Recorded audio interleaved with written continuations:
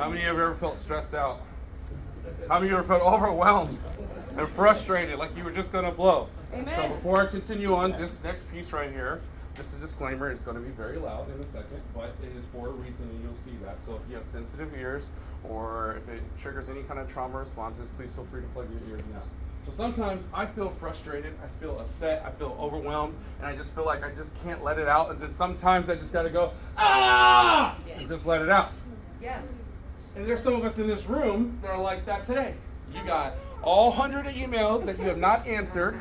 You've got 65 phone calls that you have to get back to. You got grandbabies and grandkids who are needing your attention, and all you need is just a moment. A moment for me to just clear my mental palette so I can just be me and take in what is so important, and so I can take from this conference some tools that will help me in my next steps and help those that I serve. So, on the count of three, we're all going to participate in this activity of just letting it out. Now, here's the thing.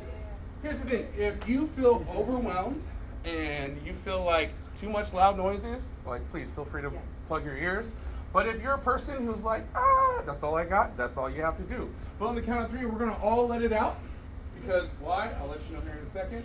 But while we do this, I really want us to do, I'll tell you right now, like, there's a lot of things going on in our world right now, and I just want you to be able to cleanse that, just let that go so you can pick up what we're laying down today. Instead of like, oh man, this, that, and the other. Because what we're doing right now is life transformational. It is changing cultures, it is changing systems, it is changing people's lives, and we hope that you're able to think with clear thoughts of like, how can we incorporate this in our city, in our state, in our community, and how can we bring this to people, or if we're already doing it, how can we elevate it in such a way that we're actually changing culture and using peer support in such a way that is changing lives, which peer support is doing. Does that make sense? Yep. And here's the thing, if you don't do it, then you're weird, like, because everybody else is doing it. That's so. On the count of three, ready? 1, 2, 3. Ah! Who felt better about that? Yeah. So I do this with high schoolers a lot, and they love it so much. Then when I do it with adults, they're like, any further questions? They're like, can we do that again? Like, I need to let that out sometimes. Sometimes you just gotta let that out. But the real reason, again, like I said, is like there's a lot of stuff that's going on in our world, and just give yourself just a break from that so you can just like be able to fill this up. And next, I'd like to introduce Miss Amanda Polly to come on up and get us started with what we're going to talk about today. Give her a round of applause, please. Yeah. All right, we're going to navigate small spaces and show each other grace. My name is Amanda Polly, and I am the Peer Support Program Administrator for Washington State, the Division of Behavioral Health and Recovery. And so my pronouns are she and her. I've been a certified peer since 2011. I'm a person with direct living experience currently. I'm also a parent here.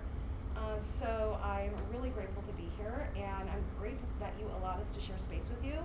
So this is a really poignant program that we're running right now, right? It took us a couple of years to get it going, and we're really excited to share everything with you. If at any point in time you have a question, throw a hand up. Talk to us, have a conversation, because this is about you, it's not about us. And we want to make sure that we lean into that as much as possible. So we may not cover something that you have a question on. Feel free, open up, throw a hand up, whatever you feel comfortable with. And if you don't feel comfortable doing that, please make sure that you reach out to me and I can answer your emails. Probably don't call, because I don't answer my work phone very often. But I'm happy to interact, offer Teams meetings. We can meet online, whatever you would like to do, just to keep clarifying the situation and what we're trying to kind of bleed outwards. So I'm having an extreme amount of adrenaline right now. Yes. I can hear my voice shaking, so I'm not going to yell, but I'm going to go. All right. So now it's out. Let's see. What do we do in minutes? Today. All right. So our agenda today is we're going to talk about the need for this in our state. We're going to talk about where the vision came from, how we implement it, and what we hope for the future. And like I said again, please, if you have any questions, don't hesitate. So I'm not going to read this to you because I'm pretty sure most of you can do that for yourselves. But I'll give you a brief synopsis, right? So basically, separately right now, neither the correctional system nor the community behavioral health system can adequately support the needs of individuals who are currently incarcerated, right? There's just not enough. There's just not enough, and the stigma is for real, right? And so behavioral health staff members, they often like lack in resources. There's maybe 3 counselors to an entire prison, and that's a lot of people who go to counseling and need help, and no peers, right? And so we know that when we're in a position where we feel we're being powered over, we're probably not going to be as open as we want to be, right? So basically, it's a really fantastic movement forward in order to like lower stress, lower recidivism, help people promote out faster, offer that support that's needed, and we don't just stop in that spot either. We keep on going because we tell all of our classes, especially our prison classes, hey, you leave, that's okay. You're still family now, and we're not going to leave you behind. And so we really ring true to that as much as possible. So the need. So there is a huge need in Washington State in order to support incarcerated individuals. And then we have a current forensic peer support situation going on in Washington, right? So basically in 2014, we started working towards competency restoration. And so we had what was called the True Blood lawsuit started. So what happened is what we have in Washington State, within 14 days, individuals who are deemed incompetent to stand trial and need competency restoration were left for months, years, without any help at all. And that was a naughty on DSHS in Washington State. And they know that, and they really are working hard for recompense, right? And so when we started these forensic peer support classes, which were amazing, we realized there are more peers that we need to help so we can help peers, right? And so sorry, I just lost my PowerPoint. Okay, so basically it was taken care of.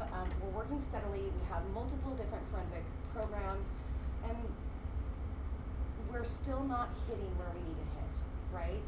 We can't blanket cover everybody with the same thing. We talked earlier about equity and removing barriers. And so that's the big piece of this, is the barriers being lowered and people really having an opportunity to shine where they're at and then have a chance to step forward when they're ready to move on. And so that's a big piece of what we're doing. And I love this so much. It's my favorite. Okay, so basically right now, as a basic beginning to what we're doing, we start in our system with individuals who are in our treatment communities, in our treatment programs. And so that's where the money went first, because it was technically SUD dollars, right? So you have to put it where it belongs. But in Washington, we believe that behavioral health and SUD and mental health is all the same, right? So we blanket cover that as behavioral health. And so because of that, we have an opportunity to be able to really get in where we were never able to get in before.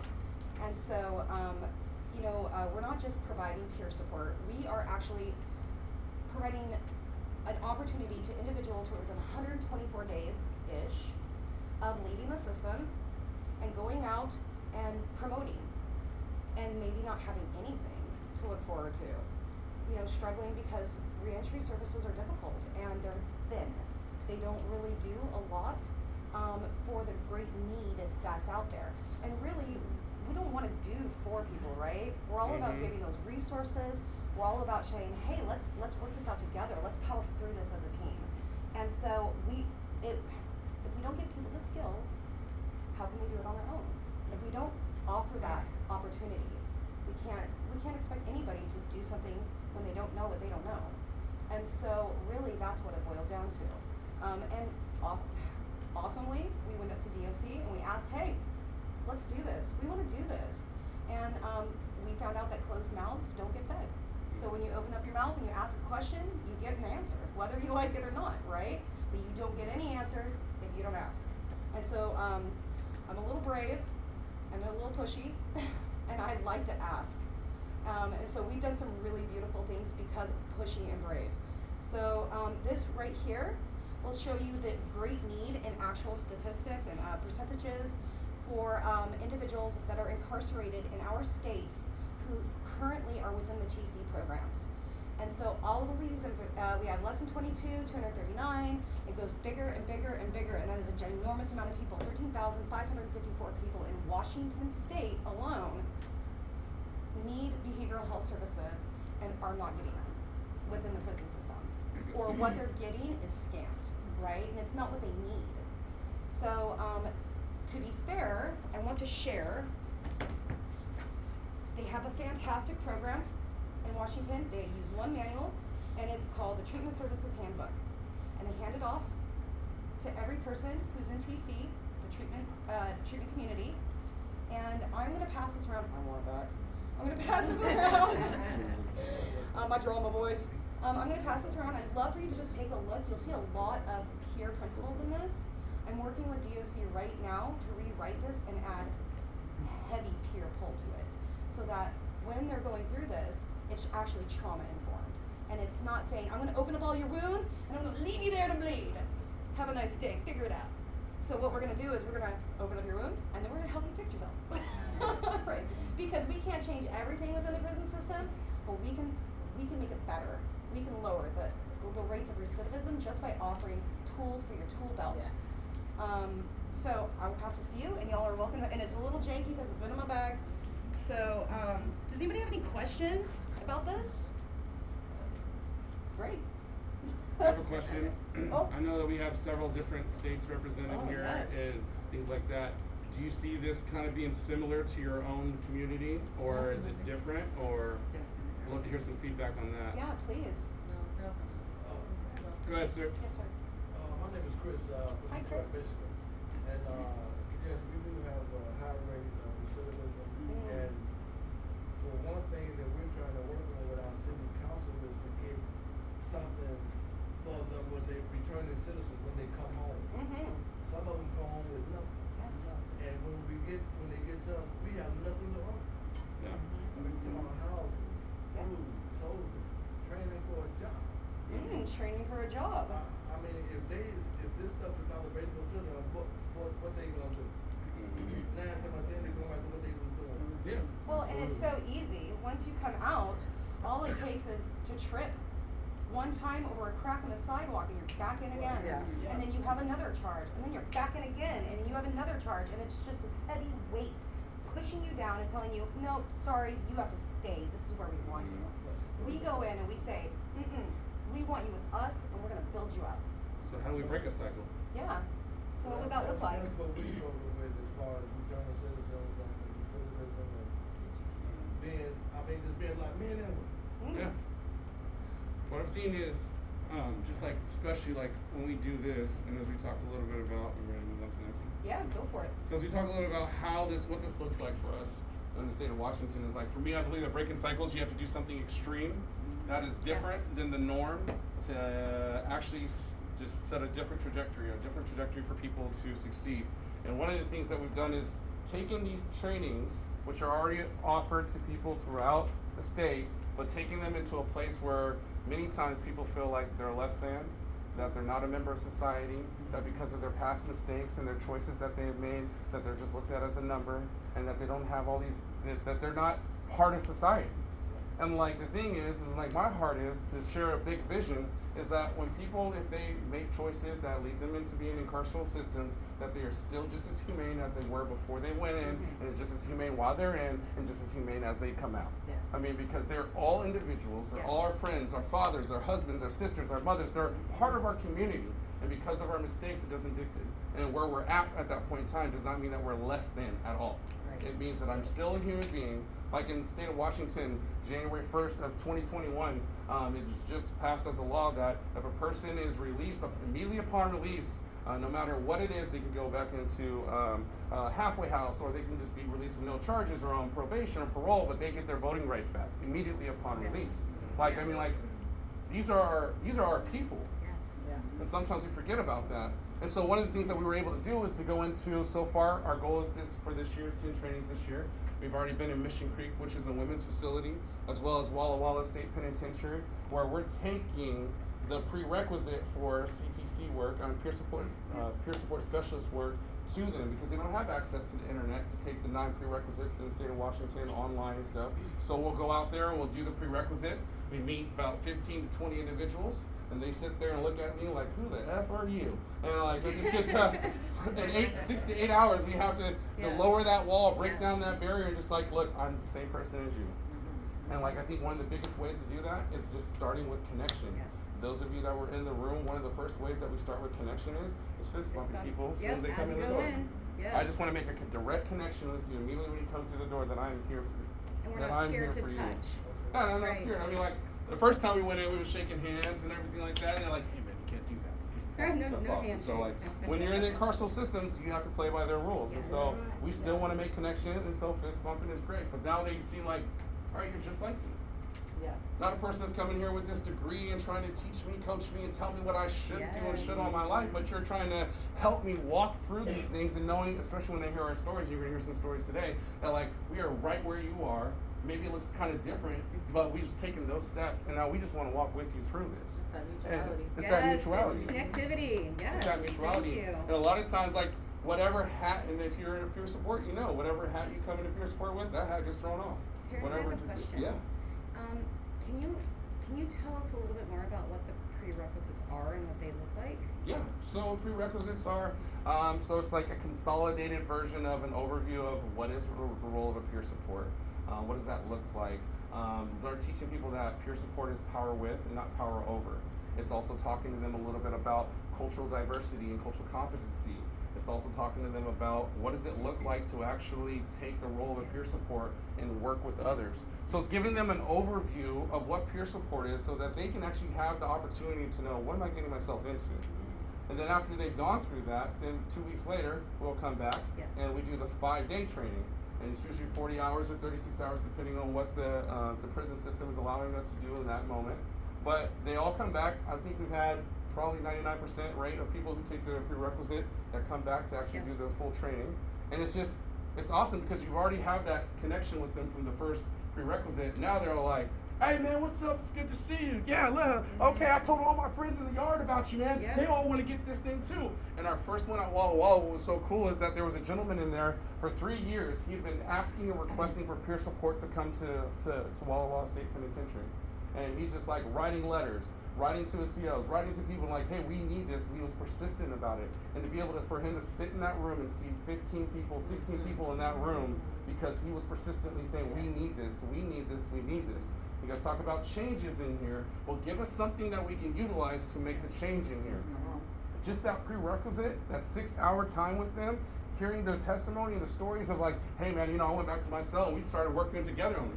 I started doing peer support with other people in this room, and now they're not getting involved in all that dumb stuff. Like, we're actually trying to do this, and then when we get to the role of the session when you start talking about motivational interviewing, then the next day they come back like, yeah, I tried MI on my lady on the phone, man. Yeah, it worked. We had a great conversation on the phone, and they're using these tools now. Now it's like, and then not only that, what is one of the biggest key pieces of peer support? Inspiring what? Hope. When you give somebody who served some time, 3 years, 5 years, 10, 15 years, hope that you have a story, that your life matters, that you have impact even right now where you're at, something happens. My favorite part is when a gentleman is there and like, who's there for these people? Like, I don't know about these people. And then on Friday during graduation, he's all like, I never thought. It was so moving. Like, you have these 2 lieutenants from different race gangs, and he's like, if I had never taken this class, I would have never known that this gentleman here has black children at home. And he actually understands what I might be going through. All right. Like, I can't live it out there, but here right now, I'm in a safe place where I know that I have people who are here with me.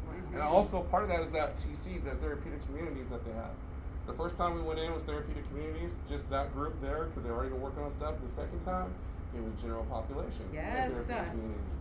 Yes. That's the fun stuff, because you get to, whatever you think peer support's supposed to look like, it's molding and it's morphing, and you got to make it look like what works for what you're in.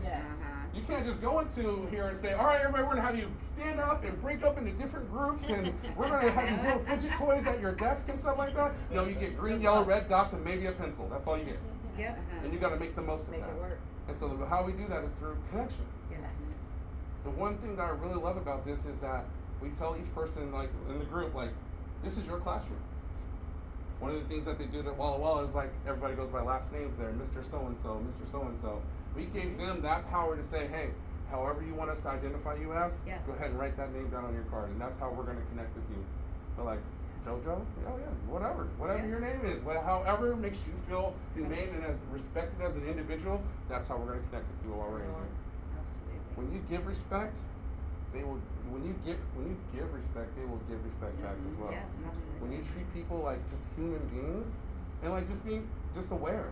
Like if you don't know much about your incarceral system, I would find somebody and talk to them about it, because so that you don't make the mistake of walking behind a person who doesn't like people walk behind them. Yes. So you don't make the mistake of using the word punk while you're locked inside. You know, and like there's certain things that you don't say and do, but we want to let people know that this is your space and we are visitors here, and we want to leave you better than what we came in with. I'm feeling called out. I'm just saying. I'm trying to call you out. One of the cool things also though is like to be able to see is through our women's training, and then also at the men's facility is just our succession rate. So after we've done the Yes. 5 days of training, we set them up for within that next week they'll have their written and oral state exams. So we'll have people who will come in and do the written test and the oral test. Let's say somebody, a lot of testing anxiety when we go into these rooms. As soon as you mention exam, they just start freaking out. Some people start freaking out like, I don't know about this, like I can't do this. And it's like on some things that they already have a good grasp on, but if need be, that reasonable accommodation, if we need to have somebody Yep. come back and sit with them as they take their test, and maybe they're doing it oral while somebody else is writing it out for them.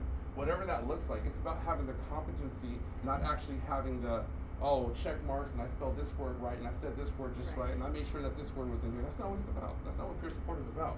It's about, am I able to take these tools, understand these tools, live out these tools, and give away these tools in such a way that it actually is producing impact. Okay? Ready? All right, go ahead and introduce yourself. First, I'd like to say good afternoon to everybody. Appreciate this day. It's really nice out. I'm glad to be here. So, I was recently incarcerated. What's your name? my name is Devin. Hi, Devin. My name is Hi, Devin. Devin. You have a name, kind of a hard last name, but it's finished. So I was recently incarcerated for 3.5 years at the Walla Walla Penitentiary there. I was part of the first class that got to do the CPC training. Having doing that and the written and the oral was a life-changing experience for me. My previous incarcerations, I was always met with failure. I got released and, like that gentleman said over there, had nothing to go back to. There was a life that I was accustomed to, and there was nowhere for me to go. I lost the motivation, the drive, and the courage to change. I didn't have any help out there. And this time, having the CPC and being involved with TC gave me that opportunity to see a brighter future for myself. Shining a light on a dark place, if you will. So, I did that, and I got released, and I had a great positive support system out there. Built up some recovery time, had a clear mind, and my third day out, I got a job at Destination Hope and Recovery. Yes. Very good business, very good for peer support, and I'm sweating right now. We're all But sweating. it's okay. You're about to make me cry, bro. I don't know. I'm sweating. I know. Yes, so Touching my heart, dude. yeah, so I feel very grateful for this opportunity to be here right now in front of you guys. It means so much to me, and it brightens my path towards success. It's a story that can happen, and I'm very thankful to be part of this group and Destination Hope and Recovery. # Joey Banisher. Hey! No. Thank you for sharing that, Devin. Yes, absolutely. Thank you for sharing your story, Devin. Yes. Devin, as you shared your story, can you share a little bit about like after you took the training, actually during the training, how did you see peer support come alive with the other individuals that you were living with during that time? Absolutely, yes. So, peer support was unknown to the prison, and everybody kind of didn't know how to handle the situation until these guys came in, and like I said, they handled the prerequisites with 5 stars. They came in, they're like, hey, how's everybody going? They shook our hands, fist bump and everything. They made us feel at peace, made us feel at home. And that is what kind of sparked people to have the motivation to progress towards that. Can I ask a question, Devin? I'm Absolutely. gonna put you on the spot a little Okay. bit. How do you feel like the shift in the behaviors because of new skills and trying and working it out? How do you feel like the interactions with the COs was? Did it get any better? Absolutely. The interactions with the CEOs definitely got better. They gave us more respect. They talked to us like human beings. They related to us on our level, and it just built that connection. So part of that too, just as a side note, we have a full training, a CPC training specifically for correctional officers. They don't take it with our residents, but they take it on their own so that they can learn to be good peer supporters for their peer supporters and the rest of everybody there. Well, they need to be peer supporters. So we have a question We in have the two back questions. first. We have this gentleman first had his hand up, and then this gentleman right The here. lady in the back had her hand up too. We're gonna start with you, I and was just gonna Timothy, say, and then. we were talking about this in some session I was in earlier, having training for either clinical staff to work with or whatever it is. Come get my card. And see, I work for Youth Department of Corrections, and we recently done, this year, we done a training at Urbana for the women, and then we done a training with Greensboro, for men. CPC trainings or certified peer specialist trainings. Yeah, it's here, That's amazing. and, November 1st, we're opening up Greensboro. We'll open up a facility on the old death road. People who That's experience overdose, traumatic. while they're incarcerated, we out from trauma to trauma. If they experience an overdose while they're incarcerated, they get moved to this facility, and the peers that we train are going to be employed there, with paid positions. Oh, that's amazing. Go ahead, Tim. How successful is your program? Since you was the first one, how many people was it? We've How had many people was it? 49. Here, let me go back to this right Here here. we I got had okay. From my experience and the people We've around had me while I was 40 in there, very successful. Yes, we've had 49 men or 49 women from Mission Creek trained. They've had 3 full trainings already. We've had 2 at Walla Walla. That's 37 men. Every single person passed, and if they did not pass and they were retested, they passed. So 100%. That's the facts that something is working. I just have to Most tell you, we definitely. have people who are getting jobs 4 months before the release of certified peers. Yes. See, you know that 1980 I was in the system. Okay. And you know that there was nothing. You went there, you did whatever time. Yeah, but I was one of those ones where I wasn't fitted for jail. You know, you say to yourself, maybe this might not be the spot. Yeah. I don't like it here. I like it. Parole, 16 months and then 16 I was one of those ones that was successful. I never returned back in Yeah. jail. But the help came sometimes with the guards. Sometimes it's always some type of, we think about the peer recovery process because we can see it. But you don't know what was happening in the age when it wasn't certified peer recovery. You had a person that came in and talked to you. Yeah. Because so that means that sometimes the priest that came in and talked to you, if you listened to him as your peer. Yes. Yeah. Yes. Absolutely. Thank you. And so Thank many you people for did realize, sharing. and we're gonna come right to you next, Miss. So many people did realize after we explained what peer support was, they're like, "Oh, we're already doing this. Yes. I'm already doing this. You know, I take a little dude under my wing, and like I show them the ropes, and I talk to them like, don't do this, don't do that. Now you come do this. You know, like they're already doing peer support. Go ahead. Yeah, my question is for you. What's your name again? My name is Devin. Devin. Yeah, my question is for you, Devin. How did you, when I hear about the peer support, were you the guy that was Advocating for it. Are you the guy that was asking for the peer support? Yeah, so what happened was I was in the therapeutic community, the TC there. I was a senior coordinator, I facilitated groups and everything, and so we got a little flyer in the mail, an email, and we read about it, and they're like, hey, we're thinking about starting this up, you know, and it's gonna be, and so they went around asking everybody if we wanted to do it, and we're like, absolutely, most definitely we wanna do this, you know, it's something positive, you know, it's a great opportunity, and so it just rolled out from there. I also want to add that the residents that get trained within the system, they are the most wrapped students ever in a class. Yes. They're amazing. They really lean into it, and we always have that fun, the 5-day fun, right? The first day they walk in and they're like, I don't know you. I don't want to talk to you. My barriers are up. Leave me alone. I don't want to be vulnerable. But by day 2, they're like, what's up, my friends? Let's do this, right? They're like, I'm ready. And then by Wednesday, they're so pumped by Wednesday, and then we call it the emotional hangover on Thursday. They come in like this. And you're like, hey. If you're one of the trainers that don't show up, that's supposed to be there, they're like, where were you? Right. I showed up, why didn't you show up? Yes, and they hold us accountable. I was like that too. It's good. I mean, because it's new, right? It's doing this stuff is new. So having that opportunity to meet Devin and to see Devin now and doing so well is wonderful. But he's not the only one. We have a lady from Mission Creek who is currently running. She just left. She's currently running the Oxford House where she moved to. Yes. Awesome. So we're working pretty hard at that, right? Yes, absolutely. Devin, thank you for sharing your story. Yes. I appreciate Give you. a round of applause.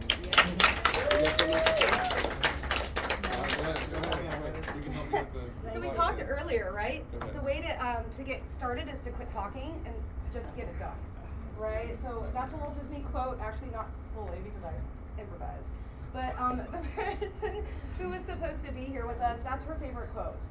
And it's really poignant for what we do at state level, right? It's really poignant for what we do as peers. It's really poignant for what we do with the power that we have in our hands. And we can complain all day about things not getting done, but if we don't step up, right? So we have a beautiful team of trainers. We actually have 39 trainers in our entire state that are DBHR approved. That is the Division of Behavioral Health and Recovery, just in case my acronyms was not clear. So I'm a trainer, but I'm also in charge of all of the trainers. And so they, and the mentorships and the things that happen is we have a really wonderful system set up for that. Annette Jones, Ann Ryder. Ann Ryder is one of our, the giants that we stand on the shoulders of. She's written the majority of our curriculums, and she's IPS. She's the only IPS mentor in the United States. She's amazing. She's brilliant and kind and transparent and loving. And there's everybody that Ann's life, everybody she touches in her life, they always are so pleased to have her near. LaTanya Rogers, a powerhouse, right? She is one of the best trainers I've ever met. Terrence, he's all right. Actually, Terrence is really dynamic, right? And I'm gonna pop down to Joshua Smith because when you see them together, it's the best pony show you ever saw. It's amazing, right? And I'm just like this. So it's really great to watch and it's very engaging, right? So we don't have a lot of room where I'd be moving between everybody. Hey, what's up? Touch your shoulder. Just let you know I'm here. Hi. And so, and then of course we have Prima Perez and Jenna Cook. And Prima Perez and Jenna Cook started out as mentees under mentorship, and we call them shadow trainers until they're fully approved.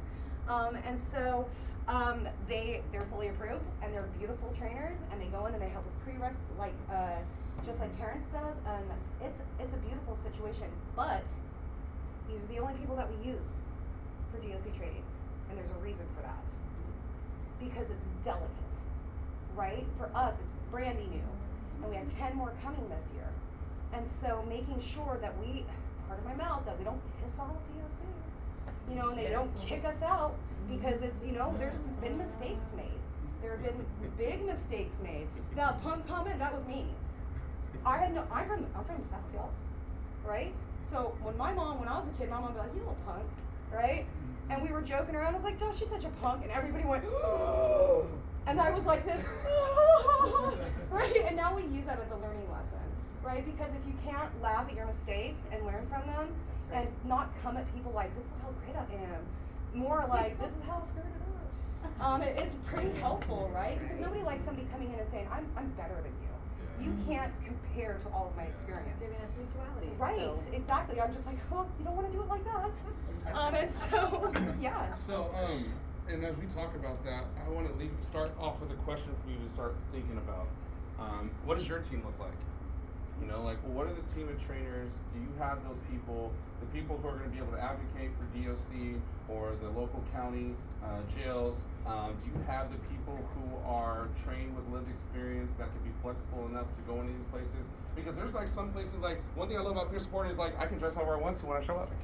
Yep. I mean, I try to be professional as possible, but you can't wear shorts in inside when you go to a prison, you know? You have to wear certain colors. There's certain colors you can't wear because they need to be able to tell you apart. And like the smallest thing of losing a key to your locker could shut everything down. You know, the whole day. You know, if you show up late, well, sorry, it's on lockdown and you have to come back tomorrow because we can't come escort you from the front to all the way to the back. So like there's a lot of different things that we have to do. And so when you're starting to think about this, who is your team? Who are the loudest people in the room that can actually get this things moving forward in your county, in your community? Who are the people who will be flexible with the time that they are allotted to be able to share the information?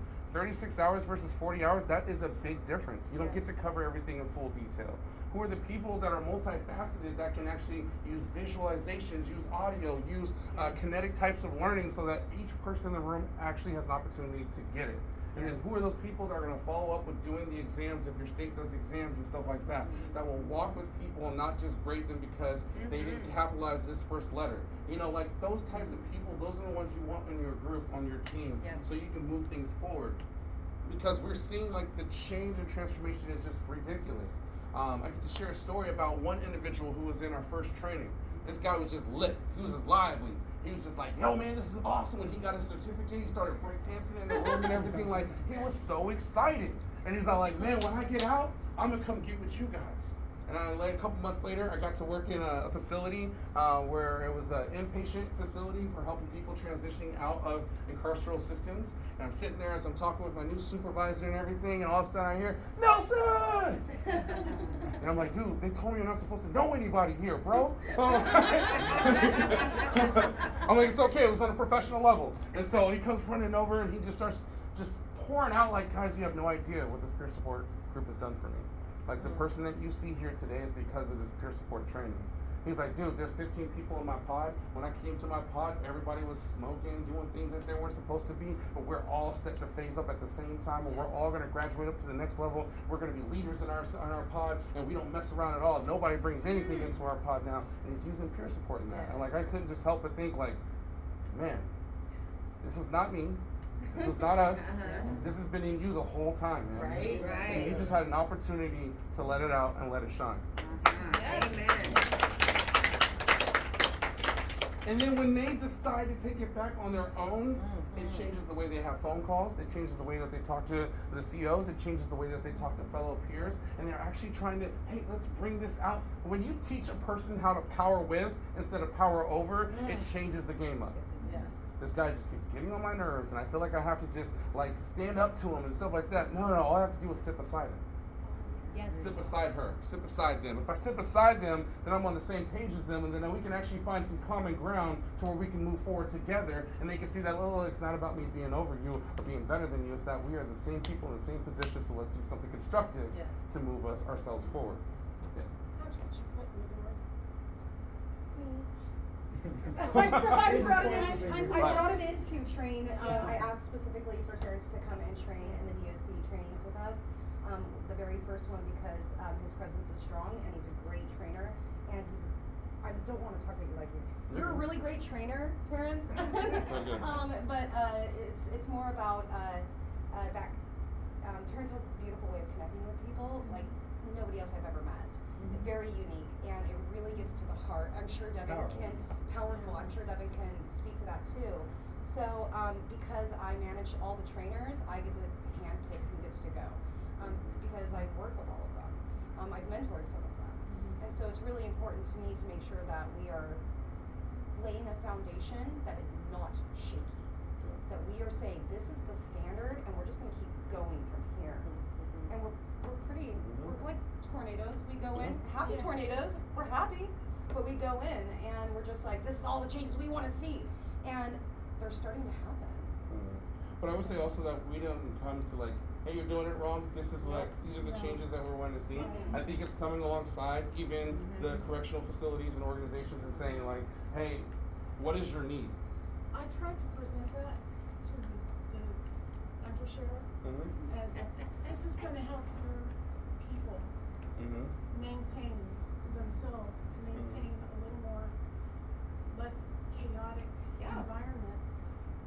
And I found out from a peer who had worked as a detention officer, they name anyone, and it's not a happy name. Right.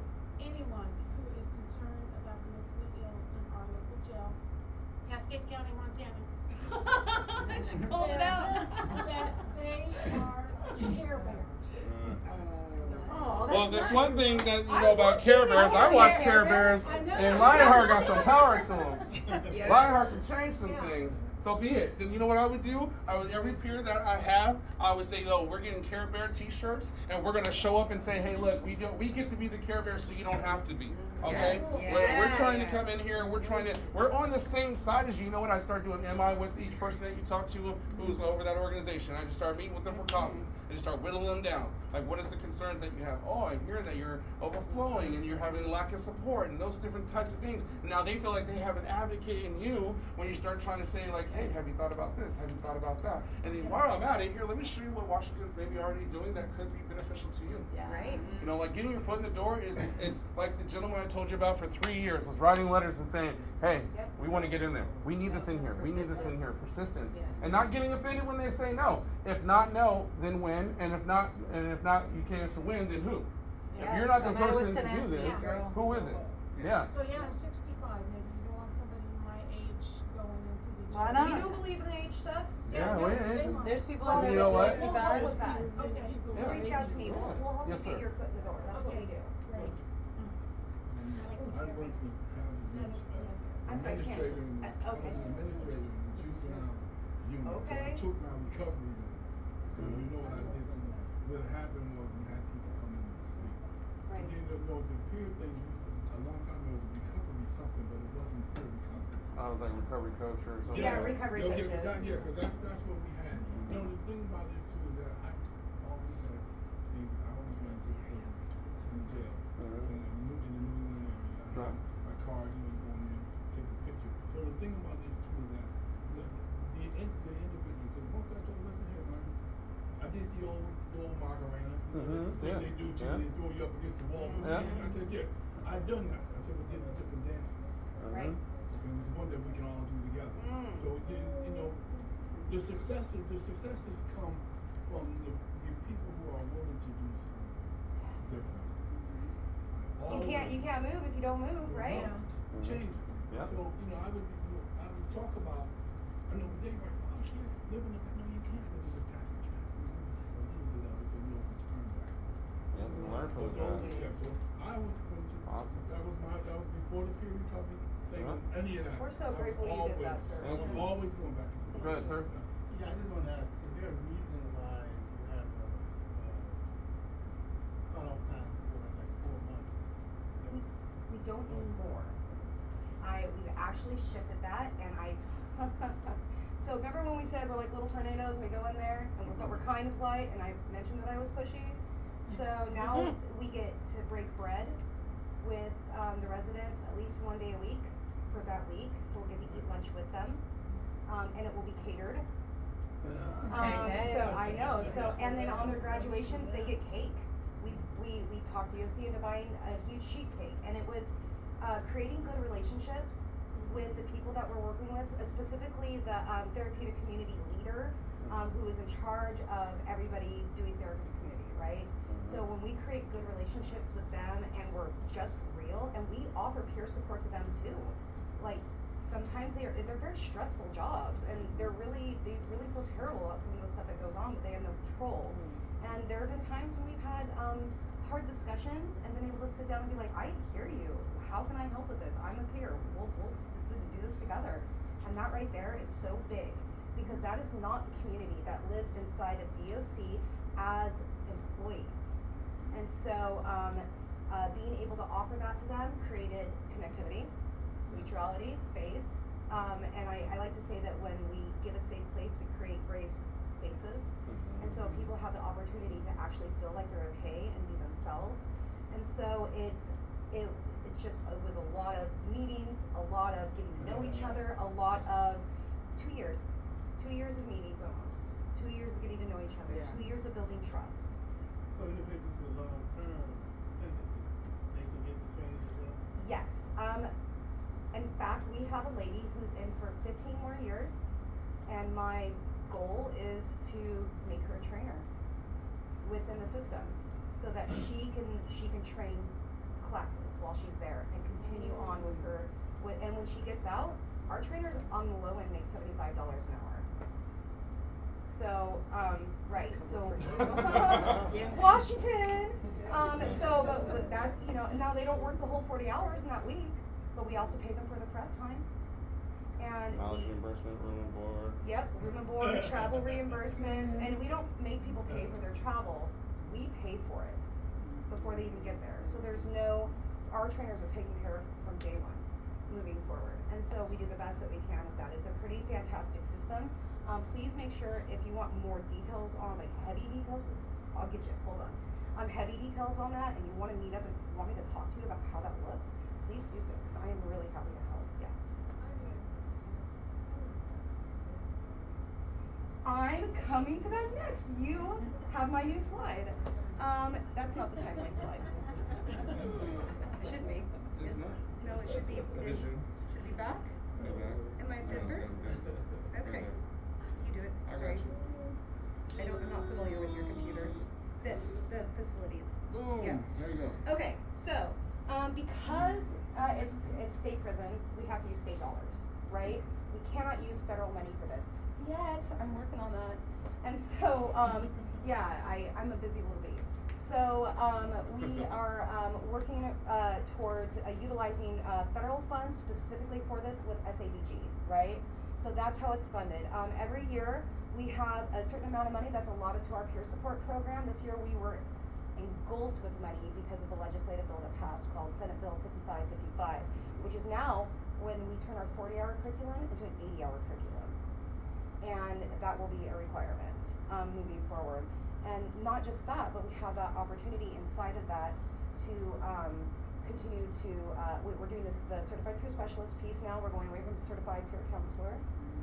We'll be able to bill insurance, private insurance through organizations, and not exactly hanging a shingle because we know peer support is supposed to be part of the team and is best as a complementary service and not an only service, right? And so in our funding, it just comes in every year, and the more attention that we get from legislation, the more money they shove at us for these trainings. Yeah. So I had a question right before that, and so now I have two. I love two questions. So Devin, congratulations. Thank you so much. So good. So good. So I'm going to say both questions. My first question is, what was some of the challenges, what were some of the challenges that you've had while going through this program while still being incarcerated? And, you know, I mean, you had been hoping for it and writing for it and advocating, which was tremendous. Just wondering, you know, how it made you feel, you know, going through that. And then the second part is, now the train with the station. Story of my life. Okay. We'll answer the first part, maybe we'll come back. Okay. Okay, so dealing with the challenges while going through the program while I was incarcerated. Honestly, it was just personal emotions, dealing with nervousness or dealing with other people that are in the prison, like general population versus the therapeutic community, right? A lot of people in the general population look down on us because we're in the therapeutic community, so we're different. We have to act different, we have to walk different, we have to talk different, right? So we were treated different like that, and even that gave us a different type of like stigma. And so basically we had to push on and realize what it is we want and who we want to be. You know, not where we were, but where we want to see ourselves in the future. And that's basically what directed me to where I wanted to go. But I was still dealing with inside emotions, you know. So that's how I overcame that. And are you training now? Are you a trainer? No, I would very much like to be. He's on track to. Yes. He's on track to train. Yep. Soon to become. Yes. But yes, I am a certified peer counselor. So. I think something that we've seen too, before we jump to that question, is as we do these, I mean, like for you, I would think that even just volunteering with one person and using peer support with that person, and then allowing them to infiltrate, if you will, into the system. But like now they're doing it, now they're starting to see something. And so as the different facilities that we've been working with, the question starts coming up like, how can people get certified and licensed while they're still serving their time and be able to use this inside? And those conversations start coming about. Like they are seeing the change. The COs, the community is seeing the change. Like after our first one at Walla Walla, when we came back for the prerequisites, it like wildfire spread through the general population that y'all need to get on peer support whenever peer support comes next. Like you guys need to do this. And like this is what it's going to offer you. And then they hope begins to arise. That I can get paid for my lived experiences, because a lot of people are like, I have no education, I don't have a high school diploma, I can't get my GED in here, I have a 3rd grade reading level, how am I going to pass the written exam? Like there's no way I can do that. But as they start to hear the different things that come around, they're like, I can use my lived experience to help my community, whether it's family and youth, whether it's those in recovery, whether it's those who are just like me, exiting institutions. Like, now you put something in their hands, a tool that of hope that I can use what has happened to me to make a change in someone else's life, but also get paid for it too. Okay, like now you perking my ears. I'd say something real quick on that. Yes, please. So, with me leaving incarceration and with my CPC and everything, when I was in there, I was in the TC, right, the therapeutic community, and so when I got out, my 3rd day, I got a job at Destination Hope and Recovery, which is a peer-related field. The prison of Walla Walla Penitentiary, right, kind of keeps up tabs on me, if you will, and so that they know what's going on with me right now in my whole situation. So they see me doing good, and that right there advocates on behalf of itself. Yes. And that proves that this system works, and it's a good thing. So it just reinforces positivity all around. Absolutely. I have a question for them. Yes. Who was your toughest time before the peers showed up? Who were you before they showed up? Okay, that's a good question. Very good question. So Walla Walla is the only penitentiary in Washington. So it's known to be a harder prison. There's a lot of negative activity that goes around there. And it honestly brought me down for my first few months, like around 10 months or something. It brought me down. I was depressed.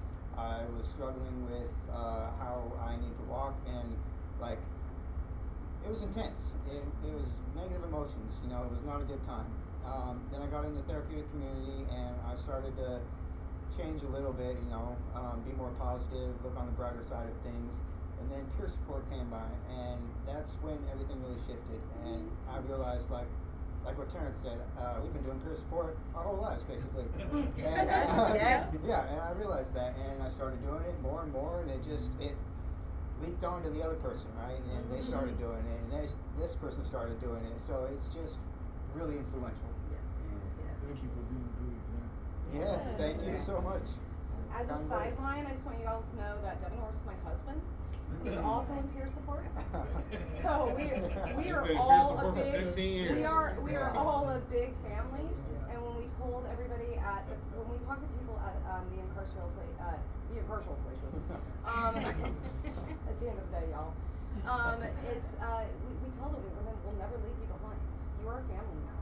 So when you get out, you contact us, and we will do the best that we can to support you in any way we can, whether that's helping you find a job, resources, finding housing if that's a necessity, finding new housing supports, all of those recovery support services that are needed to be there when people leave. We're working hard right now to create a space where they have that 3 months with another one of our state programs before they go, and it's supportive employment and supportive housing. Yes. So that was the example. When will you be able to have your charges expunged out there? That's definitely something I need to look at. I am unsure. The doors open. Yeah. I'm sorry. My doors was never closed. It was other people's eyes was closed. But even though I was a felon, I still managed to get a job working for the state because some people seen some of the things I was trying to do for myself. Yep. Absolutely. And they kind of helped me out. So I was wondering that, if you think about it, right? You're still in the movement. Yeah. Yes. Yeah. Yeah. Absolutely. This is I won't ever history. leave the movement. Yeah. So we're working on that, aren't we? We're working on that. Yeah, so currently I'm still on DOC. I'm gonna push for that. I'm gonna try to do what I can. It's all about embracing change, you know, and they will see that, you know, hopefully. So, yeah, questions? Yes, please. I have a question for them. Yeah. And you don't even have to answer it. You could answer it for yourself at a later time, or you can answer it now if you'd like to. I'll do my best. How does it feel to be standing up as a presenter at a national Something back to being Not a nervous again. DOC ID. Yeah. Right. It's not here. Yeah. Tell 'em how it feels, bro. Here, y'all. Yeah, come on. Tell 'em how it feels. Yes. And traveling across the country to do it, how does that feel? It feels absolutely amazing. I'm still processing it all, really. It's a lot to take in. Yeah, I've only been to Oregon and Montana before, and then all of a sudden I'm getting flown over here, all expense paid. I'm like, oh wow. And I'm speaking, what? Welcome to your new life. Yes. Yeah. Oh, it's beautiful. And Yeah. I like to think that too. That's Yes. what gives my strive for motivation. Is this is the first time I'm starting to live my life. You know, I've never lived life before until now, and I'm very thankful for this. It means a lot. You guys mean a lot. Yes. Hold on, let's get some others in the back. Tim, step back, step up. Yeah, go ahead. I saw your hands. Hands in hands? I'm sorry. Regarding the, you know, you said something about, I'm sorry, the insurance what? that you might be, billing or Oh, utilizing insurance. Yes. So does that mean that, it'll be under an oversight of any clinicians, or can we do that? How is that? Oh, what a great question. Affiliated. In fact, part of that legislation was that we have to have a peer supervisor training as well. And in order for you to become a peer supervisor, whether you're MHP, it doesn't matter, you have to take the operationalizing peer support, and you have to take the 36 or 24-hour 3-day or 4-day course or 3-day course. I'm not sure how we're going to empty out the hours in order and pass it. And there's a test. And they have to take every single training that we have. They have to be crisis trained. They have to be they have to know youth and family. Yes, they have to know, they have to be IPS, wellness coaches. They have to do it all. Clinician or who has to have all that? Whoever is going to be supervising the peers. Okay. So what we want is peers supervising Right. peers. Yes. We don't want clinicians supervising peers. Right. But making all of those things across the board is what's going saying this is what has to happen. We'll placate DOH, Department of Health, and say, okay, they've had enough education. They don't have to go get a master's degree. Right. Now they can supervise. That's great. And that's okay, the more you know, right? Yes. Armed with all that beautiful knowledge. So we're running out of time a little bit, so I want to just say really fast, our goal right now is to have at least 14 trainings a year within the incarceral system. I said it right. And so, so right now there are 7 facilities and 2 trainings a year for each facility is our goal. There are only 7 facilities in Washington State that have therapeutic community, and that's the only ones we can get into right now. I'm working on that. But And the therapeutic communities are then gracefully allowing the general population Yes. into them. We've implemented the second Walla Walla training. We implemented 5 folks from General Pop. This last one, we integrated 5 folks from General Population at Mission Creek. And so we're spreading it outwards because we want them to be utilizing these skills, not just in the therapeutic community. So that's, you know, we're working hard on that. And my goal, or our goal, is to make sure that we are, you know, not just offering this to people who are going to get out in 4 months, right? That we're absolutely saying, hey, these skills need to be embedded, especially with people who are there long term, because that's how you fix, right? That's how you shift the change the way it needs to go. Because it's like peer support's like fire, right? I mean, once it catches, and everybody wants to be a part of it. It's a wonderful situation, and we're seeing that, and a lot of success behind that. Timeline really fast. Okay, so our first training was March 2022. That was Walla Walla and Mission Creek, right there. October 2022. I'm sorry, that's a fib. I lied. 2023. 2 years goes by really fast at state. We started talking, actually, it was not March of 2022 that we started talking with DOC. We actually started talking with DOC in November of 2021, 3 months after I took this position. So, and then it was just stunted by COVID and fears and worries and concerns and needing to be copacetic with everybody's And rules snowstorms. and snowstorms. Yeah, because Washington, right? And so by October or by March of 2022, we had said, okay, DOC was like, yes, we're going to do this right now. And then that's when we started really implementing our plans. It was March of 2023. We had our first 2 trainings. We had another one in June for Walla Walla, and then we had another one in August for Mission Creek, and then another one in October for Mission Creek. They are thirsty. It is amazing. Airway Heights in November. Airway Heights in November. We have OCC coming up. There's every facility that we can put our hands on, we're putting our hands on. And the struggle with it is that everybody wants it and they want it multiple times, and we just don't have that much bandwidth yet. But we're working on it, right? And so today, right, we're, like I said, we have 10 trainings for this fiscal year. And we'll be going back to Walla Walla twice in the spring and Mission Creek twice in the spring because they need us there. And so that's, yeah.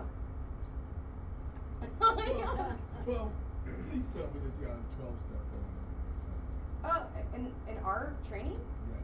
we don't add 12 steps into our trainings. Is that all? That's part of the therapeutic community. They do it. We don't do that. They do that. Okay, but you mean the Peer support. Peer support. Yeah, well, That's a separate thing. Yeah, that's totally different. We don't. Yeah, it's a completely different story.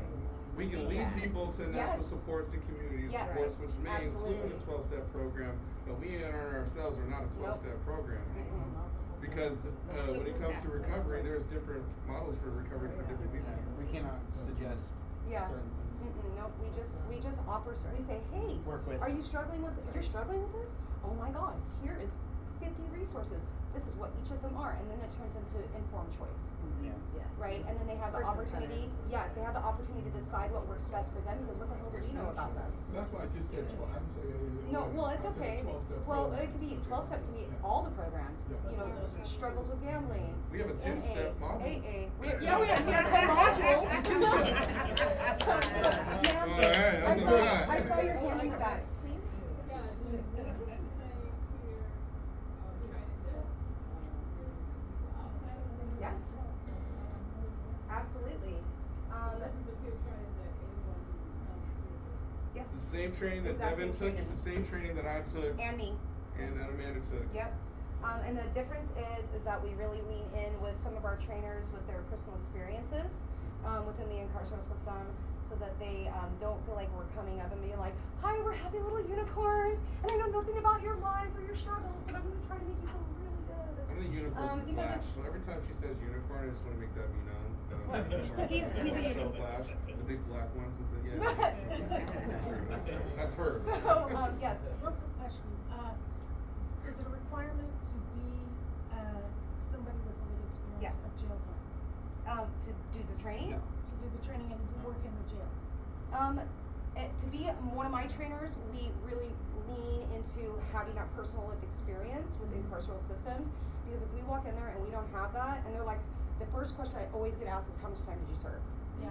And I always Look, have to they can say, smell it if I you- always have to say, listen, I was a Yeah. thug as a kid, okay? It was like 3 years in juvie, right? But it was never as an adult, because that 3 years in juvie scared the hell out of me. And so but coming out was hard, and I can relate to a lot of that because I came out to homelessness. So. Rex, you have your hand up? She's facilitating. This is a great segue for me to share a little bit about my story. As we get ready to close, I just want to share a little bit. Hi, how are you doing? Good. How are you? So you asked about it not being like, is it a requirement? So I've, since 18 years old till 38 now, I've served 4 hours incarcerated. And not many people would know that. But what has impacted me is I have an older brother who has served 10 years in the federal penitentiary. And even now, to this day, he is still continuing to push forward, and he's been out for 9 years, almost 10 years, and he's still pushing forward to recover and to continue to move forward in that. That's why it has a really deep spot in my heart, because I've seen family who's been impacted by it. Being able, so for me, like I grew up in Anchorage, Alaska, parents divorced, 15 years old, and then for 10 years I was running the streets, gangbanging, doing drugs, selling drugs, all that lifestyle. And somebody decided to say, do you want help? And when I got that opportunity in 2009 to come to Spokane, Washington in 2010, and now start my now 14 years of recovery and have 4 kids and raise my 2-year-old who just turned 15 today for the last 13 years. My why is to bring hope to people who are hopeless, and then there was a season in my life where I felt like I became more of a tool than actually a peer, and an organization was utilizing me for their own bidding and everything like that, and it took me a second to get back to what is the core, which is seeing a person eye to eye, being able to do life with them, and helping them to succeed, and also understanding that in peer support, people do complete peer support. Yes. Because sometimes we try to keep them on a 4, 5, 6-year trajectory, and I'm like, remember, peer support is a temporary thing, so that we can help encourage people to live their best lives. And if they want to come back as peers to do the same thing, then so be it. Because sometimes we get stuck in that cycle of like, oh, with them 4 or 5 years, then what are you doing to actually help work with them and them, empower them to make their choices so that they can feel like they stand on their own? And all that saying, like me personally, I have a selfish dream of seeing that like peer support mods just like branching out all throughout our state, like throughout the Department of Corrections, to where people are getting paid to be doing peer support. They're like, I mean, it's about lived experience. So why not come in, and when a new person comes in, instead of just some gang or some group grabbing onto that person, you get to meet with your very own peer support who's with you for the first 6 months of your time here. Yes. Think about just what that does for a population, what that does for a community, how that can just change systems. Yes. You know, I mean, yeah, you got your own things that you have to have in politics, that you have to have in each place, but still at the same time, I feel like I am now set up to make a difference in my own life and not just get caught up in how can I be a better person who commits more crimes or better at not getting caught type of stuff, but actually like, let's change the system. And one of the biggest ways that I see system change happening is from the inside, from the outside, and those who are on the front lines. And so why not give and empower those folks who are in there every day the tools that they need to see the change that they desire so much in their own communities. Yes. And we get to do that through this. And I'm leaving you with this question. Now that you heard this, and this is awesome, this is so cool, this is so great, I got my butterflies, I'm going back home. What are you going to do in your community? What does it look like for yours? Who do you need to set up a meeting with and introduce this to?